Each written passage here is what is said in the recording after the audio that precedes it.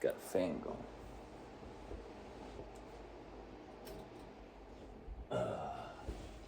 Twins. I can't sleep. So I'm just gonna take it as a sign to make another video. And I've grown up very, very soft hearted. Like even my mama, she still thinks that I'm just like this little cute little baby. But I ain't gonna lie, Brody. I think it was probably the beginning of this year where I started learning to be an asshole. And I'm not gonna lie to you, Brody. Being an asshole is probably one of the best decisions I ever made of myself.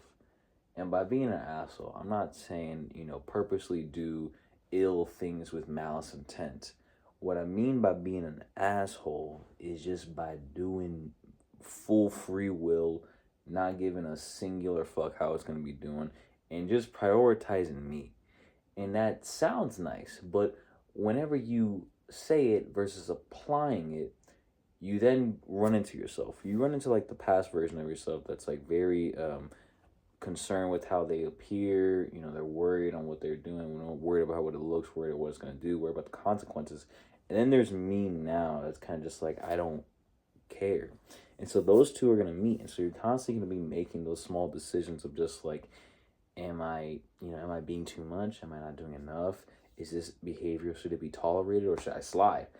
Obviously not doing anything, but it's just like, you have this idea of who you are.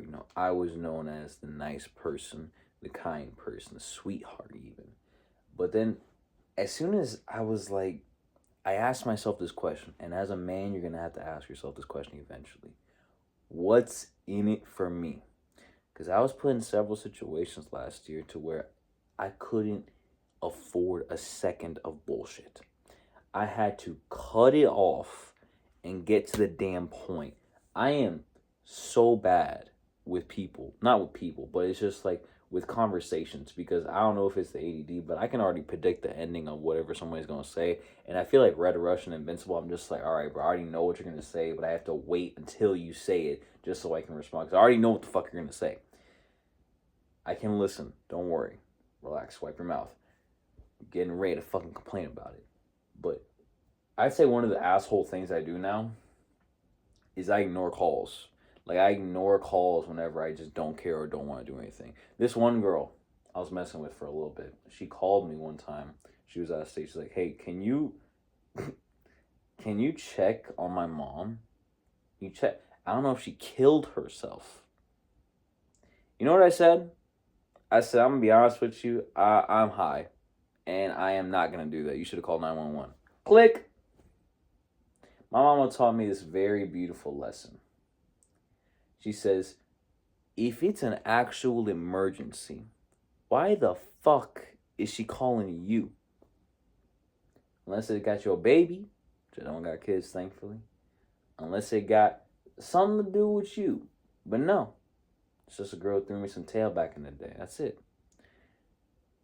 And then it's just like other things where it's just like, when I was at a job, I was working 2 jobs one time, 7 days a week, 70 hours a week. And then this one job was just, I was kicking fucking ass, bro. I kept a consistent pace, getting all the numbers hit every single time. And they was still on my ass for being on break. This one dude, he tried to test my nuts. I hated him. He would tell me he would talk in ChatGPT. He'd like, okay, so, evaluating your current performance, we're trying to establish a better ground on how we can improve. I'm just like, shut the fuck up. Just say I'm slow or whatever. God. He'll basically be like, this one little area right here, it said that you didn't arrive on break on time, so I wanted to ask, what was that about? That's how I always arrive on break early. He's like, you always arrive on break early? I say, yeah. He's like, oh, okay, well then I guess it's on the machine. If preferably whenever you get here. He basically tried to tell me as soon as if I want to take a piss, put a part down, even if it's during break. I'm like, bitch, you got me fucked up. I already paid off all my credit card debt. I'm not dealing with this shit. Fuck you. And then I left. Thankfully, the other job went back to full-time, so I ain't had to worry about the part-time shit. I didn't give a notice I gave him a 2-day notice. I'm leaving this bitch today. And then some people will be like, oh, you owe them a 2-week notice. Oh, they helped you with this. Oh, you should be grateful for your job. Suck me. So? Who the fuck cares? They're gonna hire the next asshole and then put him in chains and then crack the whip. You think I should care? They would call me over and over and over again. The same asshole was trying to test my nuts, all of a sudden begging for me to come back. That's the only position you should be in as a man. The most advantageous, to where you are in control, not to where someone's bitching you up. I swear to God, bro, you trying to bitch me up. Stop it, bro. It's not gonna go well. No matter if you 7 foot tall or 4'10", it don't matter. Just have basic respect, and we gonna get each other, get each other's shits done. The next thing that I've been doing that's been good for me, I've been kind of, a menace in the streets of dating, where I'll talk to a girl and I'll just leave, just ghost out of nowhere. Then come back a few months later. I just say, hey, how you doing? And she'll say some shit, and I'll just be like, yeah, I just felt like it. And at that point, I remove all empathy, because a lot of the time the chick will just be happy I'm back. I'm like, yeah. One chick, this bitch, I hope she's lying, but she's not. This one bitch, she said, "Oh, you just want to use me for sex." And I was like, "Yeah, I'm telling you about it. I'm not lying to you or anything." He's like, "Man, why are you treating women like objects?" I was like, "Girl, whatever you or the next shorty's gonna give me, I've had it before, and she probably did it better. Whatever you're gonna do is not gonna be crazy, and I don't want that. I'm telling you, if you don't want that, that's cool. We ain't got chit chat anymore." Still wants to chit chat. She then tells me a week later she's pregnant. I'm like, bitch, I leave you alone for 1 week and you get pregnant? How the fuck is that responsible at all? You already got a kid.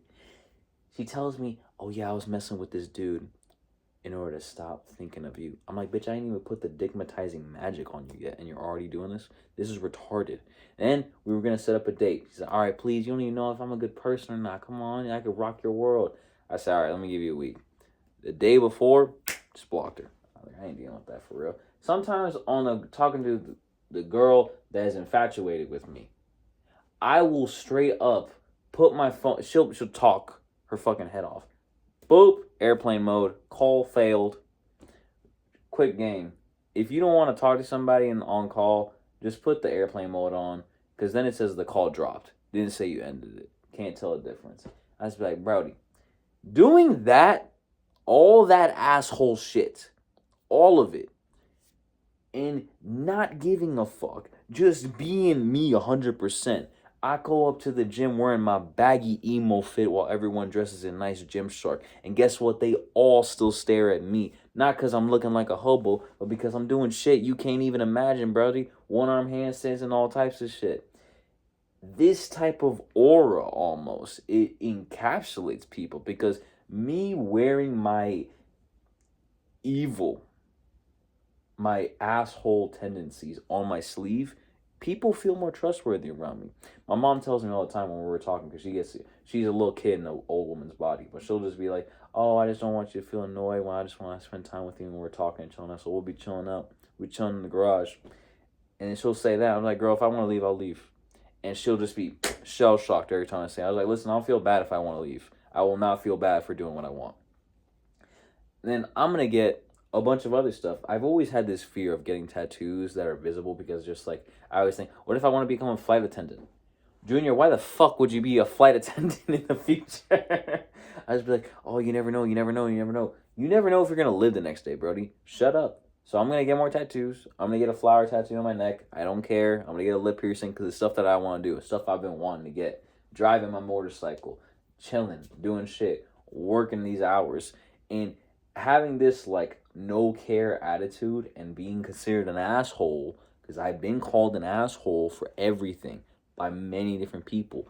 But if I really want to have what I want in this life, it's just to make memories and be happy with who I am and be not obligated to do shit that I don't want to do. Obviously, there's going to be times where you got to do your shit, but most of the time where it's just like, by social standards, I shouldn't do this. I don't really care. And then I go through with whatever I want. Like, a lot of people feel the need, they need to look for permission to do shit. I give myself the permission, and it's the most freeing thing ever. It's just like being okay with being perceived as evil. I'm okay with that as long as I get the thing that I want. Obviously, I'm not kicking babies or stealing candy or some shit like that, but the ability to be like, nah, I'm good. Fuck you.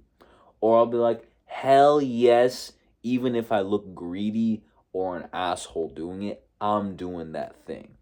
Whether it's driving my motorcycle shirtless, whether it's blasting music, whether it's whipping that damn short bus like it's Tokyo Drift, I'm gonna do what I goddamn want. It's so freeing being an asshole.